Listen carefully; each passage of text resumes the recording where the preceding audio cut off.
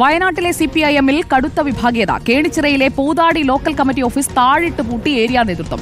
Local committee യോഗം ചേരാൻ ഓഫീസിന്റെ താക്കോൽ ഏരിയ നേതൃത്വത്തിന് കൈമാറിയിരുന്നു. എന്നാൽ ഈ പൂട്ട് മാറ്റി പുതിയ താഴിട്ട് ഓഫീസ് അടച്ചുപൂട്ടുകയായിരുന്നു. പ്രാദേശിക നേതാക്കൾ പൂട്ട് തകർത്ത് ഓഫീസ് തുറന്നു. ദീപക് മോഹൻ നമുക്കൊപ്പം. ദീപക് മോഹൻ, ഇതിൽ ഒരു ഓഫീസ് താഴിട്ട് പൂട്ടുന്ന ഒരു ഘട്ടത്തിലേക്കൊക്കെ എത്തുന്നത്ര വിഭാഗീയത വലിയ രീതിയിൽ വളരുകയാണോ? നിയന്ത്രിക്കാൻ പുതിയ ജില്ലാ സെക്രട്ടറിക്ക് കഴിയുന്നില്ലേ?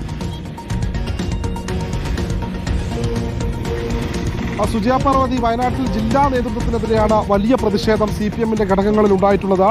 നേരത്തെ കർഷക സംഘം ജില്ലാ പ്രസിഡന്റ് MV ജയനെ തരം താഴ്ത്തിയതുമായി ബന്ധപ്പെട്ട് ഇവിടെ രൂക്ഷമായ തർക്കം നിലനിൽക്കുന്നുണ്ടായിരുന്നു. ഇതുമായി ബന്ധപ്പെട്ടാണ് കേണിച്ചിറയിലെ പൂതാടിയിലെ ലോക്കൽ കമ്മിറ്റി ഓഫീസ് താഴിട്ട് പൂട്ടിയ ഏരിയ നേതൃത്വം താഴിട്ട് പൂട്ടിയത്.